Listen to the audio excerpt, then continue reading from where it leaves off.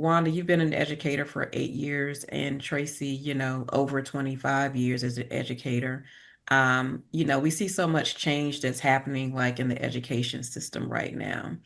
And with that, how has it changed and, what trends do you foresee? And you can speak respectively from, elementary all the way to high school.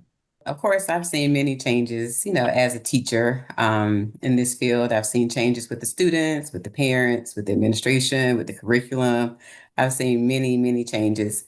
When I started teaching in Hampton, we were teaching all about the basics. We were focused on phonics. We were focused on spelling and reading and writing. And there was like a little sprinkle of social studies and science in between.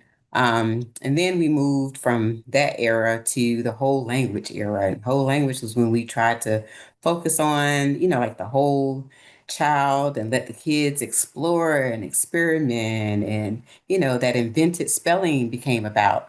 And, we saw them trying to use authentic books and science and social studies books to help teach kids how to read and how to write and how to, develop language.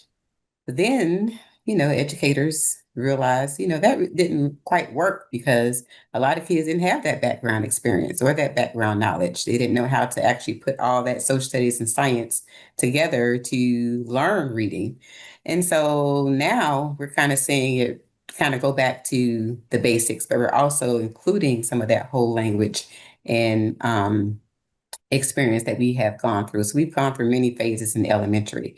So now I love the fact that we're going back through phonemic awareness. We're going back teaching phonics, and we're using, some of those stories to help children understand elements of storytelling and use that element to help with writing.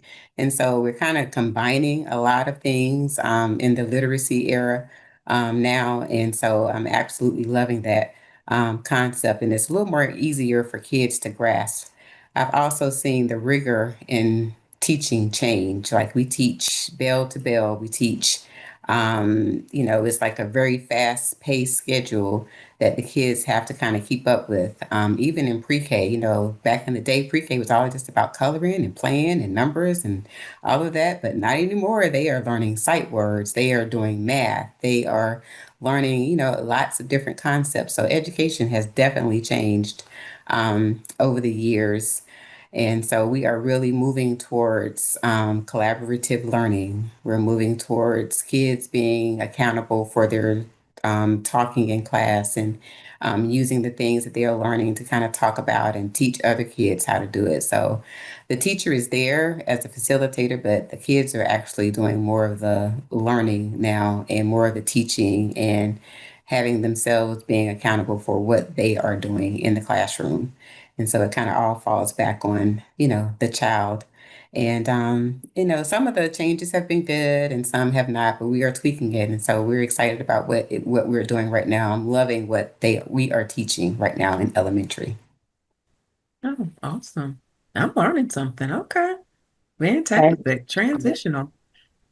so for me, walking back into the classroom, my last memory of high school was from back in the 80s, and it looks a lot different now. So I had to make that kind of adjustment. And the biggest difference that I saw, there were just some basic, um, I guess, number facts or things that you would just expect to be a part of you. And I ran into more and more students that was not a part of them. Mm. And as I dug deeper into trying to figure out why, a lot of the different methods that they were using to try to teach students and I guess differentiate is a popular word that we heard a lot in my training. That grasping concepts started to diminish a little bit for a lot of the high schoolers. The other piece that we're now, having to compete with is the attention span. I started teaching in 2018, 2019. So, by then it was really popular to have a cell phone in Mm. high school. And depending upon, the structure and how your classes are set up, keeping the children's, students' attention for learning versus entertainment was also something that, was having, I was having to deal with and work with. And of course, now that we're in the age of AI, where a lot of information is instantaneously available. The classroom now becomes an opportunity to convince people why they should learn, so that the information that they receive as they're looking it up, they have at least enough to make a judgment call of the quality of the information so that they can say, yes, it's reliable, it's true, or no, no, it's not. And, even looking ahead to this coming school year, I do want to focus a little bit more on, just being able to think and do without even using a device. The devices are not going anywhere, but, being able to just go through the process and make sense, because I have a big poster in my back of my classroom that says, you want to make sense of the answer, but then more importantly, you want to be able to tell if the answer makes sense to you.